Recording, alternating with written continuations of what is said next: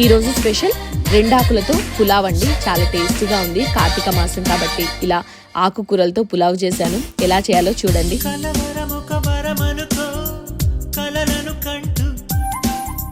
ప్రతి నిమిషము నీదనుకో జతపడి ఉంటూ నింగి నేలకి స్నేహం ఎప్పుడైనది అప్పుడే కదా ప్రేమ చప్పుడైనది.